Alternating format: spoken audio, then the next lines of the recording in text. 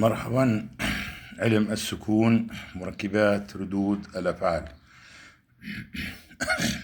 مثال واحد: الجائزة المبين بالشكل واحد. المطلوب ما يلي: حساب مركبات ردود الأفعال في مساندة. 2. تحقق من صحة الحل السكوني. هاي الجائز أخذنا جائز مائل، قد يكون يعني جائز في درج، شاحة درج مثلا. واخذنا القوة هاي F 8 كيلو نيوتن تؤثر في وسطه، وبدنا نشوف ردود الأفعال في المسند اليساري A وفي المسند اليميني B، وبدنا نشوف انه حلنا صح ولا ما صح. طبعا انا نسبت الجائز هون الى جملة الاحداثيات المبينة، هي X و Y. الحل بداية بنحلل احنا القوة هاي المؤثرة على الجاز إلى مركبتين وفقا لجملة الإحداثيات المعطاة أو المفروضة، اللي هي المركبة الأفقية Fx أو المركبة هاي المائلة Fx، وهون في مركبة عمودية عليها Fy. طبعا ال Fx وال Fy من خلال العلاقات المثلثية.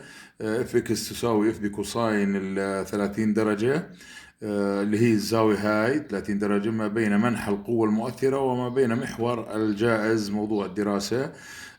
طبعا الجواب 7 كيلو نيوتن. اف واي طبعا اف بساين 30 يعني 4 كيلو نيوتن. بعدين رسمنا مركبات ردود الافعال هون حسب طبيعة المسند. هذا المسند ثابت معنا فيه مركبتين، رسمتن وسميتن في اي و اتش اي. واحدة بعتبرها شاقولية والثانية اعتبرتها افقية، يعني أفقي منطبق على المحور إكس قصدي المائل. وهون في المركبة هاي طبعا في بي هو مركبة واحدة لأنه المسند متحرك.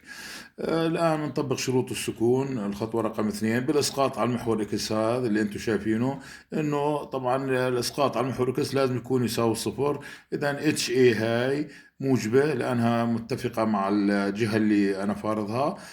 ناقص اف اكس جهة القوة. ليش ناقص؟ لأنها عكس الجهة المفروضة. طبعا لازم يساوي صفر. معادلة من الدرجة الأولى طلع معي اتش اي تساوي اف اكس وتساوي 7 كيلو نيوتن.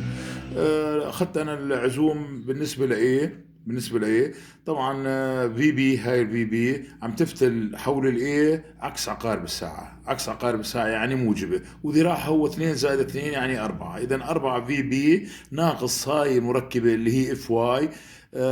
طبعا تفتل بشكل سالب لأنها مع الساعة حول إيه طبعا، واف واي بضرب الذراع اللي هو 2 متر. ما في قوة أخرى أخذها بعين الاعتبار، طبعا يساوي الصفر. معادلة حليتها طلع معي في بي تساوي اف واي على 2 يعني 2 كيلو نيوتن. اخذت العزم بالنسبه لبي مشان احسب المركبه في اي. طبعا هون الفي اي بتدور حول بي بشكل سالب هكذا، بشكل سالب مع عقارب الساعة. إذا ناقص 4 في اي، والمركبة هاي الاف واي بتدور عكس عقارب الساعة بهذا الشكل، اللي هي 2 ذراعها 2 ضرب قيمتها اف واي يساوي صفر. من خلالها وصلت إلى قيمة في اي واللي هي 2 كيلو نيوتن اف واي على 2.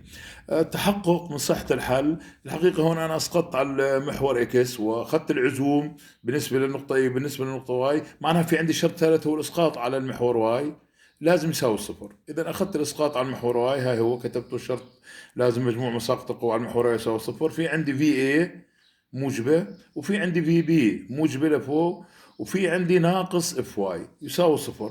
بدلت طبعا 2 القيم اللي حسبتهم بالخطوات السابقة. 2 زائد 2 ناقص قيمة الاف واي اللي هي المركبة الشاقولية للقوة المؤثرة ناقص 4. 4 ناقص 4 يساوي صفر. إذا حلي إن شاء الله صحيح، وأشكر حسن استماعكم.